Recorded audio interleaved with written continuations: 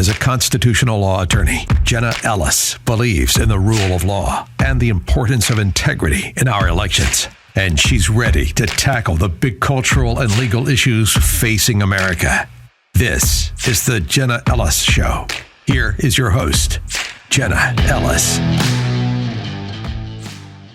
Hi, it's Ron Coleman. I'm sitting in for Jenna again. It is my honor and pleasure to join you on the program today. There's a lot going on. There's so much news going on. Some of it is uplifting, some of it is depressing. There's some that is really consistently disappointing, but illuminating, that has come up in the last couple of weeks. And that's the whole issue of what's going on in the Ivy League. And I want to talk about the Ivy League and why it might actually matter more than people who are unfamiliar with it might appreciate. It's very easy for us to say, well, who cares? We're not involved with Harvard. We're not involved with the University of Pennsylvania. But in fact, we really are. What has obviously brought this to national attention has been the news about how the conflict in Gaza has given rise to this extraordinary and rather unpleasant explosion of anti-Israel protests on campuses, and particularly and notably on some of the most prestigious campuses in the country, to the extent that, not to the extent that, but these are not really political at all. Or if they're political, the politics of them is not what they claim to be, because they're directed at students who are Jewish. They're directed at Jewish symbols. In fact, recently, there has been a trend towards attacking Jewish menorahs. Only kind of menorah there is, right? Menorah is the menorah is the Hebrew word, the Jewish Hebrew word for lamp. The root of it is ner, which means light. Menorah means a light, a fire. Not a light, a fire, a lighter or thingy. Which has nothing to do with Israel, nothing to do with contemporary Israel, nothing to do with Gaza. Attacks are taking place on schools, on the campuses of schools such as the University of Pennsylvania and Harvard, which are both in the Ivy League. We'll talk about what it really means to be in the Ivy League in a second.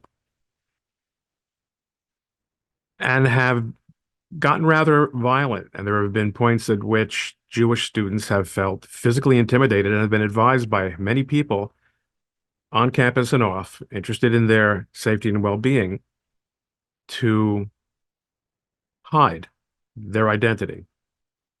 Now, not everyone is capable of doing that. I think even if I took my little hat off, I wouldn't be very good at hiding my identity.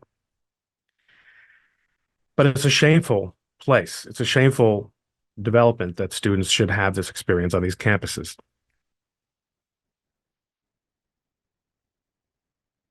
Early last week, the presidents of three of the most prominent universities in the United States, Harvard, Penn, and the Massachusetts Institute of Technology, MIT, testified before a congressional committee in the House. This is the House Workforce and Education Committee. It's a very, very broad jurisdiction. And as everyone watching this probably knows by now, when asked whether these schools, all of which are known, especially Harvard, but also Penn. I don't know so much about what's going on at MIT, which is not, it's technically an Ivy League school. It's probably better than most of them, if not all of them, as an educational institution. But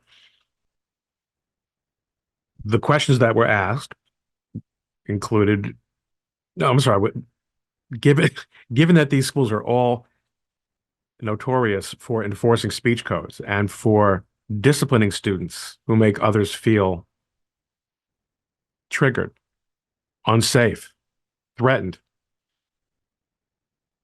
why were such measures not put in place with respect to the treatment of Jewish students on these campuses who were treated to some rather vicious threats and statements? The president of the University of Pennsylvania and the president of Harvard and the president of MIT, all middle-aged women, all answered that, well, it would depend on the context. You can't really call that threatening, can't really call that hate speech. And remember, hate speech, hate speech is constitutionally protected. It absolutely is. You have a right to be a racist. You have a right to be an anti-Semite. You have a right to be a bigot of any kind you want. And you also have a right to express your bigoted opinions about others. That's okay. But private universities do have a certain amount of discretion to maintain the atmosphere in academic settings and in other campuses and among their faculties. They can make their own rules. There are limits to this, and I'm not really going to explore the legal aspect of this, although those limits are much lower when it involves a state institution. In other words, a state-owned school, a public university. But these are all private universities, and students routinely and faculty are routinely disciplined for expressing unwoke speech. And these college presidents would not even condemn the speech. They would not even say that the expression of a genocidal intent, meaning from the river to the sea, Palestine will be free. Well, right now, from the river to the sea, there are several million Jewish people living in the state of Israel. What's supposed to happen to them? On October 7th, we got a pretty good idea of what is supposed to happen to them. None of these college administrators would acknowledge that this was nonetheless an improper expression according to the rules that they apply to everyone else on their campuses. Now, there is a very strong argument to get rid of these speech codes altogether, and I would endorse that. But we can't really believe that the time to change policy on free speech on campus is when policies that are supposedly meant to protect students from feeling unsafe and untriggered are directed at one particular group. You can have the discussion about changing the policies, but that would at the very least require that you enforce the policies that are in place now and announce a change for the future. It might also require you to take another look at discipline that has been meted out to faculty members, such as Amy Wax at the University of Pennsylvania, who has been de facto fired from her job teaching law there. One of the smartest people in the country, Amy Wax. People who have been refused admission, people who have been thrown out of school for not playing well with others under the 21st century conception of, well, what you and I might call woke. Okay. That's the unfortunate truth. And Penn's president has resigned. It's fascinating, and it's part of where we're going to go in this commentary in discussing the Ivy League to understand what happened at Penn before we start talking about Claudine Gay, the president of Harvard. Penn, the University of Pennsylvania, is a member of the Ivy League. Don't confuse it with Penn State, the much larger and much more athletically dominant um, university, public university in Pennsylvania. The University of Pennsylvania is in Philadelphia. It's an Ivy League school. What are the Ivy League schools? Harvard, Yale, Princeton, Dartmouth, Penn, Columbia, Brown. Cornell. Sorry, Cornell. Penn is not one of the most prestigious Ivy League schools. And prestige is very important in this discussion because it is one of the main benefits of attending one of these schools and getting a degree there. It is highly regarded, and it has historically been highly regarded for pretty good reasons.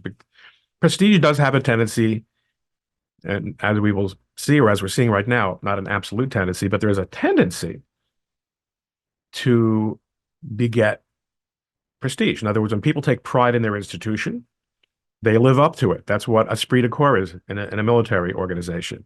We're the Marines, we kick ass, we do what Marines do, whatever the case may be. That makes people step up. And people who attend these schools and people who teach at these schools tend to be very able, or at least they have until fairly recently.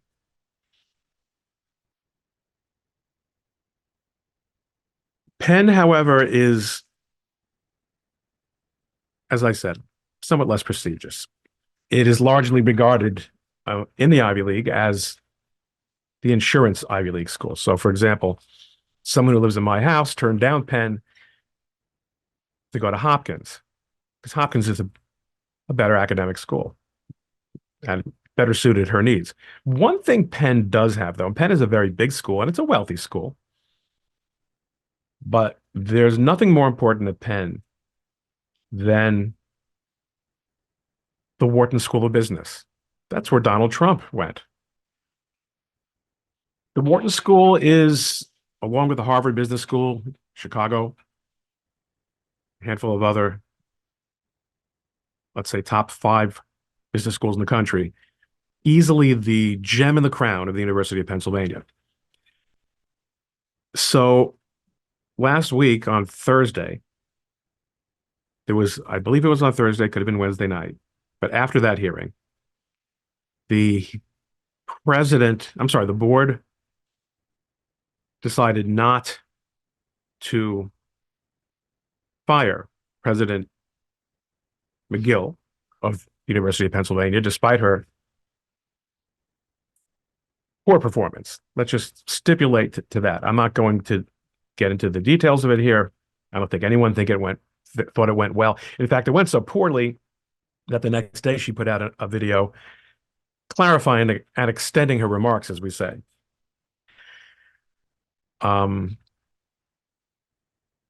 It looked like a hostage video. That was what a lot of people, including me, thought when they saw it. She looked as if she were, being told what she had to say in order to maintain her job. It worked, but it didn't work. She was able to keep her job by the lights of the Penn board, but that same night, I think it was Thursday night, Wharton's board, right? Each school of the university has its own supporters and its own board. Wharton's board wrote a letter,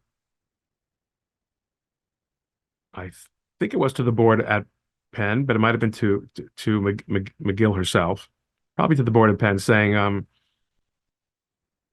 we think she should go. And the next day she was gone. She resigned. She had read the tea leaves. They weren't hard to read. At Penn, when Wharton talks, Wharton is the school that graduates the biggest moneymakers at the University of Pennsylvania. It is the richest, the most prestigious school at Penn. They wanted no more part of her, and she was gone. How about Harvard? So Harvard has had a little bit different path. There isn't any one particular school at Harvard that dominates. Everything at Harvard is supposed to be glorious. Everything at Harvard is supposed to be the best. Harvard is historically regarded as the number one most prestigious school in America. That may not really be true, but Harvard is sort of everywhere. It has a very large and very prominent and very old graduate schools, the law schools, the medical school, the business school, all all these schools at Harvard have international reputations, and it is a massively wealthy institution. And its president, who was one of these mealy-mouthed apologists for expressions of Jewish genocide on a campus that brooks no tolerance for mean words.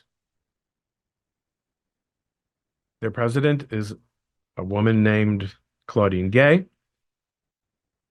and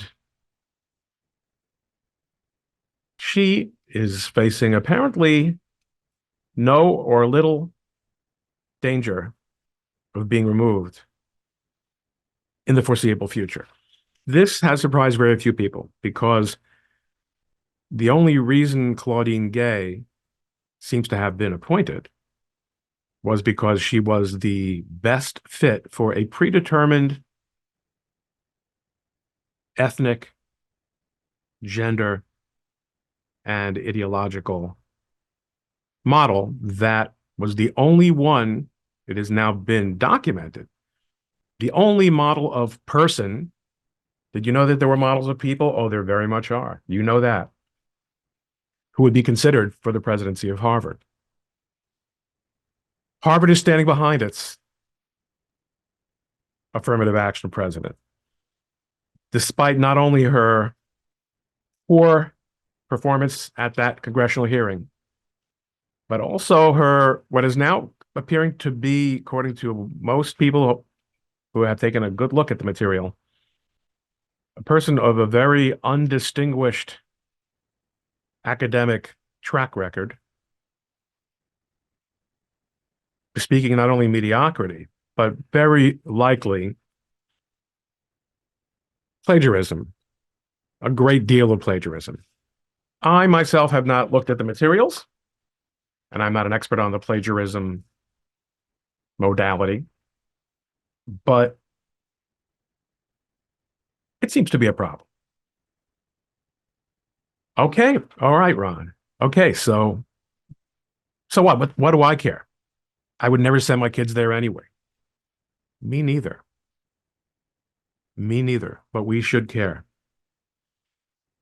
I never applied to go to college at Harvard because my dream was to go to Princeton. And I got into Princeton. This was a pretty amazing thing to happen in my life. I didn't really know much about the world of colleges, the Ivy League. Neither of my parents had attended college at all. My father, of blessed memory, was a clerical worker. My mother was a secretary. My father actually was raised by his grandmother on the Lower East Side. She was an immigrant. My mother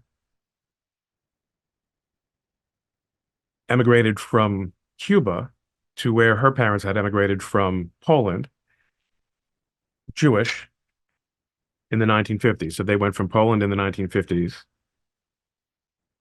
I'm sorry, Poland in 1935 to Cuba Cuba in 1956 to the United States. These are not what we call Ivy League legacy families. My parents were, and my mother is, intelligent people, but not particularly well-educated people. So for me to go to college, much less go to Princeton, was an extraordinary experience. So extraordinary, in fact, that when my parents brought me to college, brought me to university, the dormitories for freshman week at Princeton, which has a beautiful campus. And this is the fall of 1981. My father started crying. And my father was not a modern man. He wasn't wont to show his emotions. But he just couldn't believe the world that I was entering, or that it at least appeared that I was entering. I will tell you that my experience at Princeton was extraordinary. It transformed my life in ways that I will not go into here because it's too personal, and this is not meant as a personal blog, much less a therapy session. But I will tell you that I interacted with people from strata of society with whom I would have never imagined interacting. I got to do things using expensive grown-up toys like radio stations, performing, theater spaces, musical performing spaces, orchestras, all the things I love to do, and to be educated by world-class scholars with whom I had personal relationships. It was fantastic.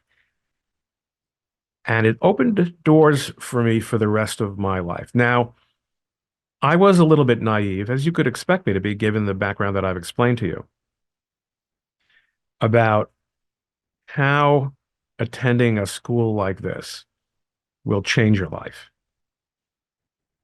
I thought that once you become a Princeton man, you now are a Princeton man. And technically speaking, that's true. And it's mostly true to most of the world, but not necessarily to the other Princeton men. It took me a while to figure out that what these schools do is not so much act as funnels into a network of elite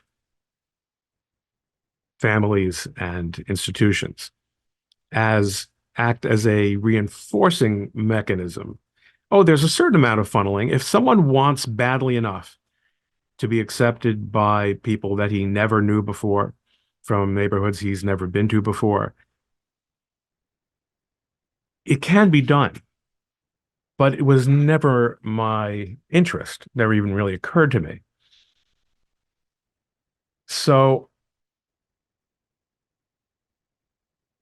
Princeton paid off for me in many ways, including as a networking um, modality, a networking resource. But I didn't become a Rockefeller. I didn't become really all that different from what I was before, except that the world now accepted me as somebody who had a Princeton degree. And again, it did open many doors for me. And one of which was the door to religious faith, because when I first attended Princeton, I was from I still am from a secular Jewish family. And my roommate was an Orthodox Jew. I had never really had any personal relationships with Orthodox Jews before. Princeton had a very active Orthodox Jewish community. It had a kosher dining hall, which was actually very well respected, and regular daily services. We Orthodox Jews pray 3 times a day, and communal prayer is presumptively required. And I observed this fellow who was my roommate, observing Jewish life, observing the Sabbath and laws of kosher, while graduating pretty much with a full 1 point GPA higher than mine. And he is really, really smart. And I really didn't take academics all that seriously. But nonetheless, if I ever had any conception that Orthodox Jews were medieval holdouts or something like that, or holdovers, it was dispelled by my experience with Matt and many others like him. Out in the world, though, even though I never really became a Princeton man quite the way I might have hoped to be, there was still always that network so that you could reach out to someone solely on the basis of having both of you having gone to Princeton, almost on a cold call basis to say, hi, I'm Ron Coleman. We both went to Princeton. I'm class of 85, and I see that you work in this field, or I see that you know about an opening in this law firm, whatever the case may be. There was a real, and I think to some extent there is still a real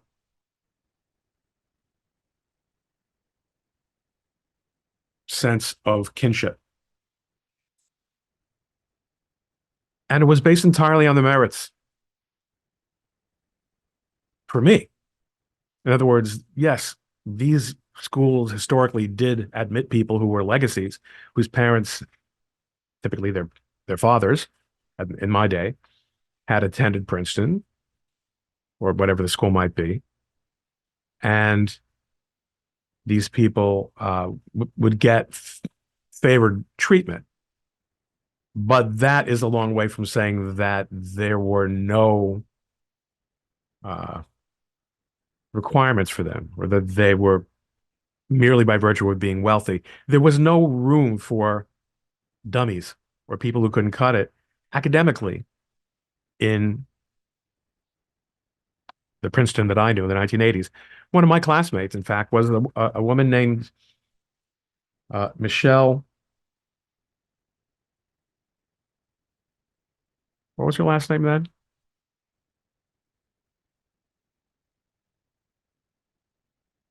She later became known as Michelle Obama. And the reason that I forgot her last name isn't because I once knew it and I've been confused. Even in the 1980s,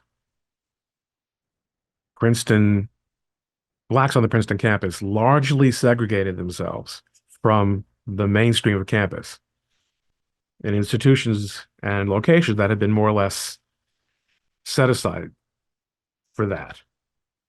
Okay. We had our kosher kitchen. Nonetheless, I didn't eat there then. Well, the point is, by the way, just to, footnote, finish the story. After observing this Orthodox fellow, I really came to realize that my non-observant Jewish lifestyle was not particularly meaningful, and that I nonetheless had a very strong pull towards a meaningful life as a Jewish person, as a Jew. And I ended up studying in Israel and becoming fully committed to Jewish practice. And as I did that, my connection to Princeton began to weaken, as you would expect, as you would hope, because it became increasingly obvious to me that besides not being truly accepted as a member of the network, not truly ever really being a Princeton man to other Princeton men and women, I didn't really want to. Part of what made me go to study in Israel, in fact, was something that I alluded to a couple minutes ago, which was that you can assimilate if you want. You can climb socially if you want, but you have to betray who you are to do that. And that was something that my parents, despite their lack of education, instilled in me very strongly as something a person should never do. So I learned some finer points of behavior. I learned how to tie a bow tie because when I sang in the choir, we wore white tie and tails, and we had annual house parties, we called them. which were formal affairs in the spring, like basically a prom for college students. And you had to learn how to, tie your own tie. It just was de rigueur at a place like Princeton. In any event, my my connection withered and my interest withered, and my respect for the values of the institution became weaker because the community that I had now reattached myself to, which was the faith community of Orthodox Jews, struck me as having much more consistently principled standards in many ways. Nonetheless, I always understood that Princeton had maintained high academic standards and that its faculty was well qualified, and that principles of intellectual rigor and inquiry, including debate and dissent, were held in high esteem at Princeton as well. In the last few years, I saw that that had not become true, that had become false, that had not remained true. Princeton had become just another politically correct left-wing commune. Students have learned who dissent from the woke mentality. And look, even when I was there, I was a Republican activist, and I would put up posters for events that would be torn down because that's what liberalism is all about.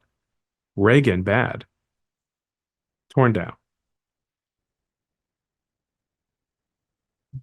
Nonetheless, that was considered to be sort of outside the pale. If we knew who had done it, we probably could have had that person disciplined.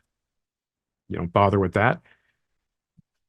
But what we see that's going on now is a complete crack up. Why does it matter to you now? Like you, I'm not going to send my children to Princeton. I had the extraordinary privilege, I will call it that, of attending what was at the time probably the greatest university in the country for undergraduates. And as I said, it was everything that I could have hoped for and more. But I would never expose my children to that environment.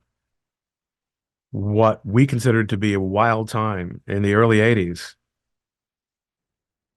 wouldn't even pass muster at an ordinary American public high school in 2023.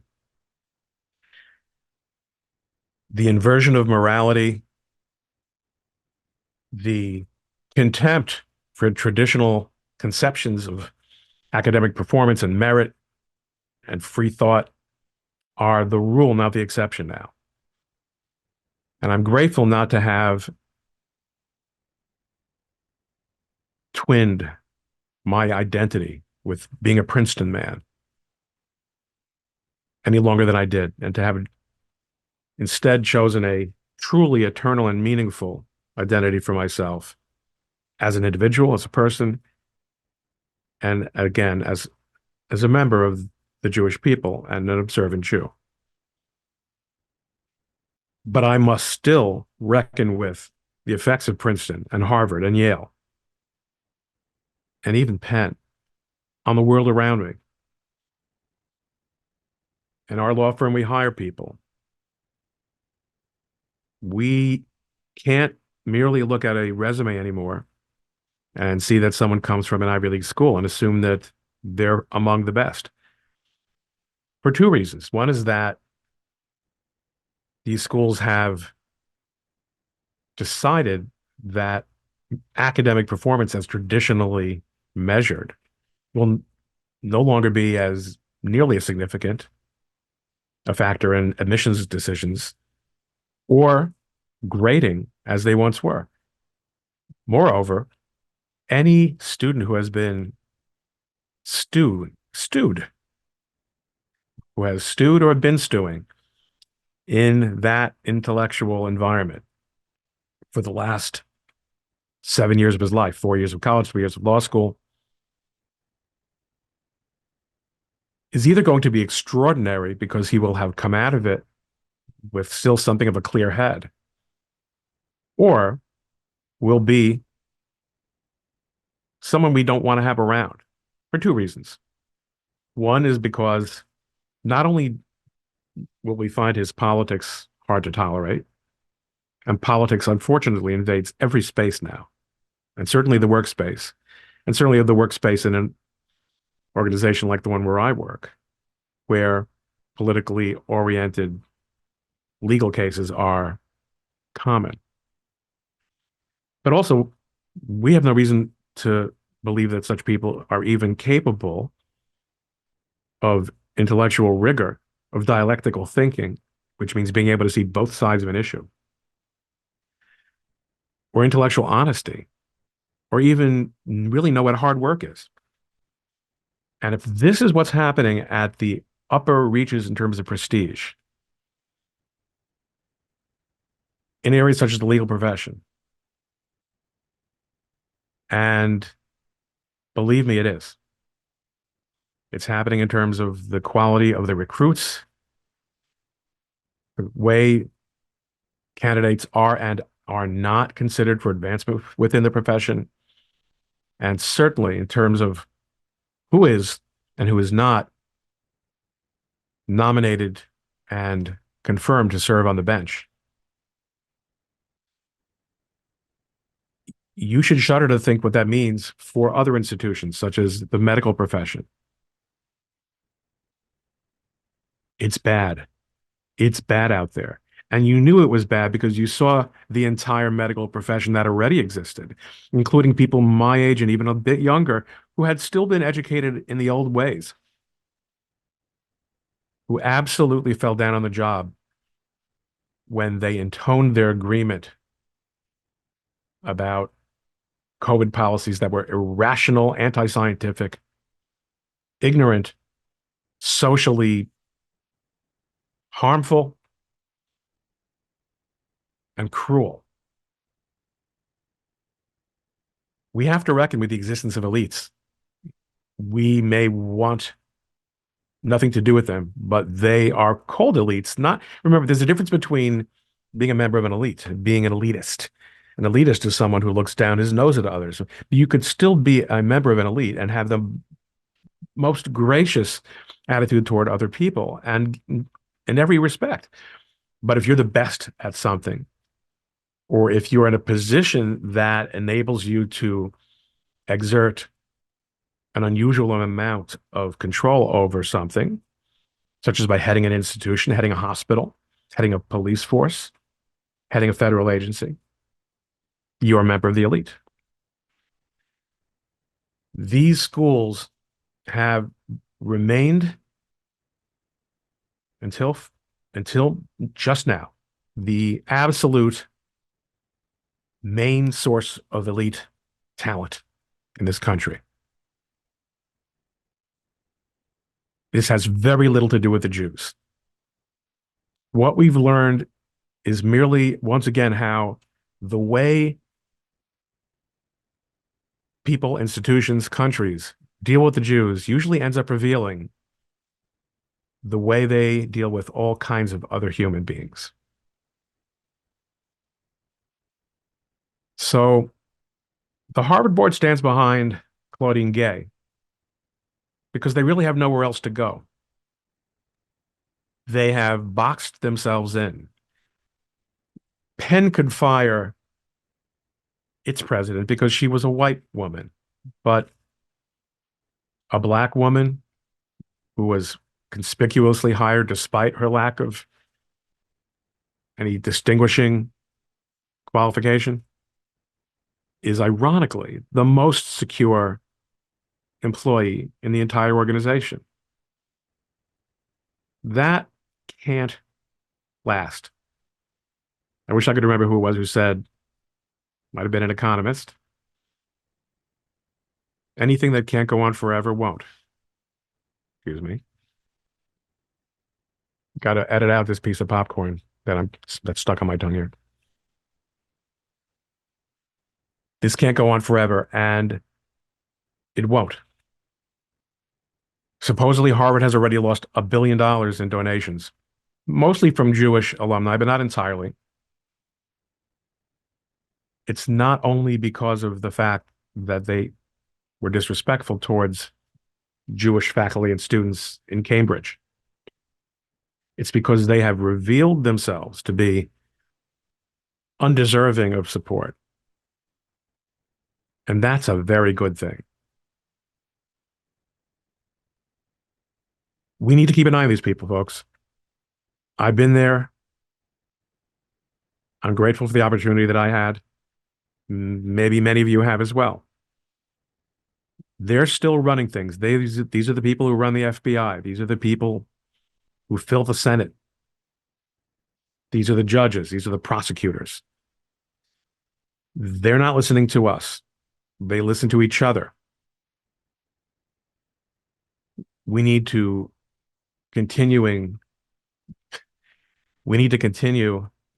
maybe even step up our listening to them, not listening to what they say so that we know what to do, but listening to what they say that we know what they are, and so that we redouble our commitments to be who we are instead.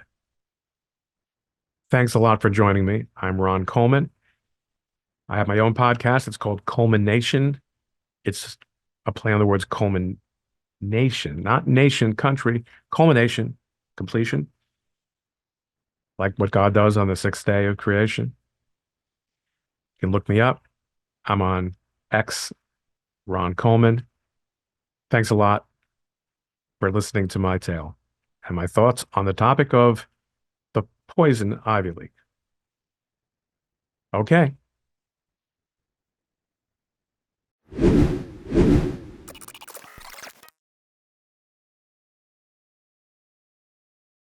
With inflation, the banking world collapse, and everything that Joe Biden is doing not to protect America, you need to make sure to secure your financial health, especially in retirement. And hey, if you're a millennial like me, that actually is sooner than you think. You need to start now, even if you are a millennial or a Gen Zer, to make sure that your financial health is actually healthy when we get to retirement. And Legacy Precious Metals has a revolutionary new online platform that allows you to invest in gold and silver online in real time. In a few easy steps, you can open an account online, select your metals of choice, and choose to have them stored in a vault or shipped right to your door. You'll have access to a dashboard where you can track your portfolio growth in real time anytime. You'll see transparent pricing on each coin and bar, and this puts you in complete control of your money. The platform is free to sign up for. Visit legacypminvestments.com and open your account and see this new investing platform for yourself. Gold hedges against inflation and against a volatile stock market. A truly diversified portfolio isn't just more stocks and bonds, but different asset classes. This brand new platform allows you to make investments in gold and silver, no matter how small or large, with just a few clicks. Visit legacypm.com to get started. You can download the free investor's guide, and you can also call Legacy PM Investments to talk to a portfolio expert to get expert answers to to customize your personal portfolio. So visit legacypminvestments.com to get started. Tell them that Jenna sent you.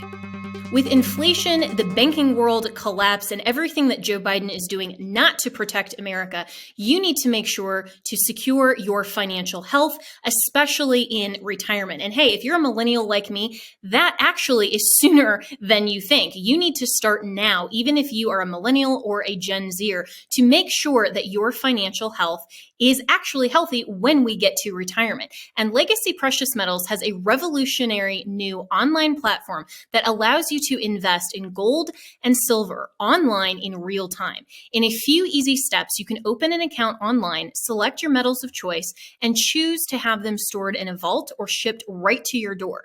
You'll have access to a dashboard where you can track your portfolio growth in real time anytime.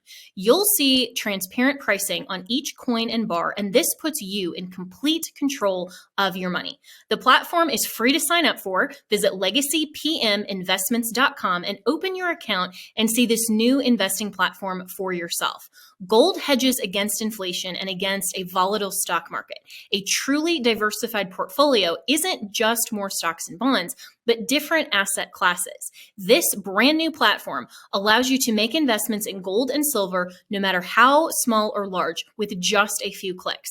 Visit legacypm.com to get started. You can download the free investor's guide, and you can also call Legacy PM Investments to talk to a portfolio expert to get expert answers to to customize your personal portfolio. So visit legacypminvestments.com to get started. Tell them that Jenna sent you. My friend Mike Lindell has a passion to help you get the best night's sleep of your life. He didn't stop at the pillow. Mike also created the Giza Dream bed sheets. I have them. I love them. These sheets look and feel great, which means an even better night's sleep, which is crucial for our overall health. Mike found the world's best cotton called Giza. It's ultra soft and breathable, but extremely durable. Mike's latest deal is the sale of the year. For a limited time, you will receive 50% off the Giza Dream Sheets marketing prices down as low as $29.98, depending on the size. So go to mypillow.com and click on the radio podcast square and use promo code Jenna, Jenna. There, you'll find not only this amazing offer, but also deep discounts on all MyPillow products, including the MyPillow 2.0 mattress topper, MyPillow kitchen towel sets, and so much more. I have all of this. I love it. Everything from MyPillow and also mystore.com. You can use promo code Jenna. So go to mypillow.com, use the promo code Jenna, and also mystore.com. And remember, use the promo code Jenna.